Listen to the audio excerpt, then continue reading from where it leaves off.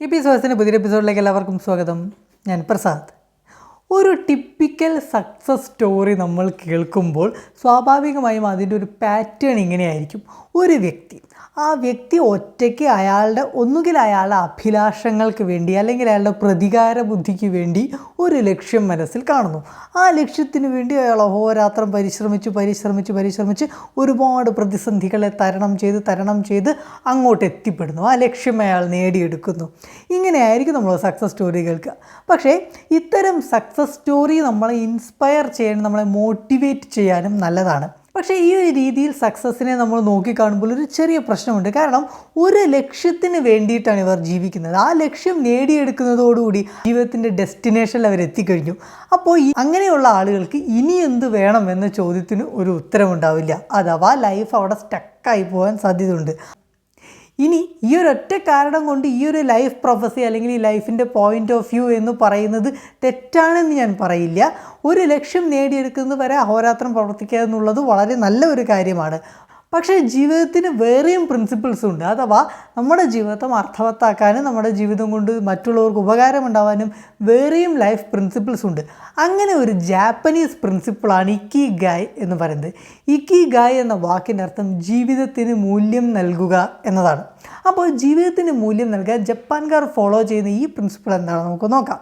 ഇതിൻ്റെ പ്രധാനപ്പെട്ട പോയിന്റുകൾ മാത്രമേ ഞാനിവിടെ മെൻഷൻ ചെയ്തു പോകുന്നുള്ളൂ. ഇക്കിഗായിലൂടെ ജീവിതത്തിന് മൂല്യമേകാൻ ഒരു മനുഷ്യൻ ആദ്യം ചെയ്യേണ്ട കാര്യം അയാളുടെ ജീവിതത്തിൻ്റെ പർപ്പസ് കണ്ടെത്തുക എന്നുള്ളതാണ്. ആ പറഞ്ഞ വാക്കവിടെ ശ്രദ്ധിക്കണം. പർപ്പസ് എന്നാണ് ഞാൻ പറഞ്ഞത്. അപ്പോൾ ഈ ഒരു പോയിൻ്റ് ഓഫ് വ്യൂ നമ്മൾ നോക്കിക്കാണുമ്പോൾ ജീവിതത്തിൻ്റെ പ്രോസസ്സിനെയാണ് എൻജോയ് ചെയ്യേണ്ടത്, അല്ലാതെ ജീവിതത്തിൻ്റെ ഡെസ്റ്റിനേഷനെ അല്ല. അഥവാ നമ്മളൊരു യാത്ര പോകുമ്പോൾ ആ ഡെസ്റ്റിനേഷൻ അന്വേഷിച്ച് നമുക്ക് പോകാൻ പറ്റും, യാത്ര ആസ്വദിക്കാൻ വേണ്ടിയിട്ട് നമുക്ക് പോകാൻ പറ്റും. അങ്ങനെ യാത്ര ആസ്വദിക്കുന്ന ഒരു രീതിയാണ് ഇക്കിഗായിൽ പിന്തുടരുന്നത്. രണ്ടാമത്തെ പോയിൻ്റ് എന്ന് പറയുന്നത് ഒരിക്കലും റിട്ടയർമെൻറ്റ് എന്ന് ചിന്തിക്കരുത് എന്നതാണ്. അതിൽ നിങ്ങൾ റിട്ടയർ ആയ ആൾക്കാരോട് ചോദിച്ചാൽ അറിയാം, റിട്ടയർമെൻറ്റിന് ശേഷം അവർക്ക് അസുഖങ്ങൾ തുടങ്ങി, റിട്ടയർമെൻറ്റിന് ശേഷം ഏകാന്തത അനുഭവപ്പെടാൻ തുടങ്ങി എന്നൊക്കെ അവർ പറയും. അതിന് പ്രധാനപ്പെട്ട കാര്യമെന്ന് പറയുന്നത് അവരുടെ ലൈഫിൻ്റെ ആക്റ്റീവ് പ്രോസസ്സിങ് അവിടെ നിൽക്കുകയാണ്. ഇനി എന്താണ് ജീവിതം കൊണ്ട് ചെയ്യാൻ ഉദ്ദേശിക്കുന്നത് വെച്ചാൽ അവർക്കൊരു ഉത്തരമില്ല. അങ്ങനെ ജീവിതം മീനിങ്ലെസ് ആവുമ്പോഴാണ് പലപ്പോഴും ആളുകൾക്ക് അസുഖങ്ങൾ ഉണ്ടാവുന്നതും ആളുകൾക്ക് ബുദ്ധിമുട്ടുകൾ അനുഭവപ്പെടുന്നതും ഏകാന്തത ഉണ്ടാവുന്നതുമൊക്കെ. അപ്പോൾ ഒരിക്കലും റിട്ടയർമെൻറ്റ് ചിന്തിക്കരുത്. നമുക്കൊരു പർപ്പസ് ഉണ്ടെങ്കിൽ, ജീവിതം കൊണ്ടൊരു കാര്യം ചെയ്യാനുണ്ടെങ്കിൽ ആ കാര്യത്തിന് വേണ്ടി നമ്മൾ പ്രവർത്തിച്ചു കൊണ്ടേയിരിക്കുക, നിർത്തരുത് എന്നതാണ്.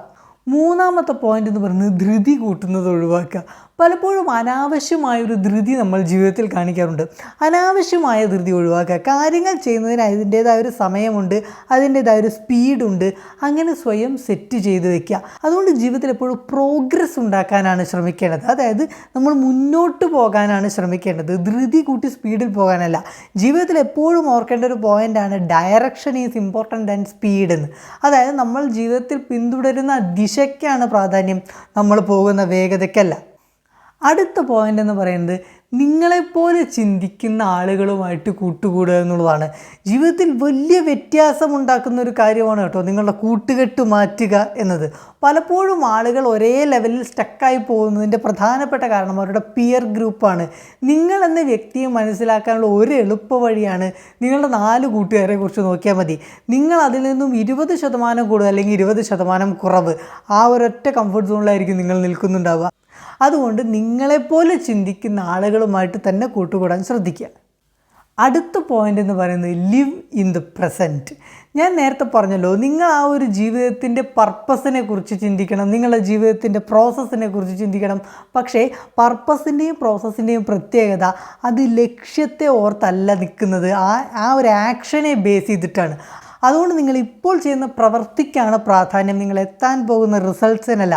റിസൾട്ട്സ് വന്നോളും, നിങ്ങളാ യാത്രയാണ് ശ്രദ്ധിക്കണം. നിങ്ങൾ ഡ്രൈവ് ചെയ്യുമ്പോൾ നിങ്ങൾക്ക് എത്തേണ്ട സ്ഥലത്തെക്കുറിച്ചാണോ ആലോചിക്കുക? അല്ലല്ലോ, മുന്നിൽ കാണുന്ന വഴിയെക്കുറിച്ചല്ലേ. ആ മുന്നിൽ കാണുന്ന വഴിയിൽ അപ്പോൾ കറക്റ്റായ തീരുമാനങ്ങൾ, കറക്റ്റായ ദിശകളും നമ്മൾ എടുത്തു കഴിഞ്ഞാൽ എന്തായാലും നമ്മളെ ലക്ഷ്യത്തിൽ എത്തിച്ചേരുക തന്നെ ചെയ്യും. ജീവിതത്തെ വളരെ മനോഹരമായി നമ്മളെ നോക്കിക്കാണാൻ പഠിപ്പിക്കുന്ന ഒരു ജാപ്പനീസ് ഫിലോസഫിയെക്കുറിച്ചാണ് ഇത്ര നമ്മൾ ഡിസ്കസ് ചെയ്തത്. പ്രിയപ്പെട്ടവരെ, എനിക്ക് വീഡിയോ ഇഷ്ടപ്പെട്ടാൽ ദയവായി മറ്റുള്ളവർക്ക് ഷെയർ ചെയ്യുക, വീഡിയോ ലൈക്ക് ചെയ്യുക, ചാനൽ സബ്സ്ക്രൈബ് ചെയ്യില്ലെങ്കിൽ സബ്സ്ക്രൈബ് ചെയ്യുക. Thank you so much.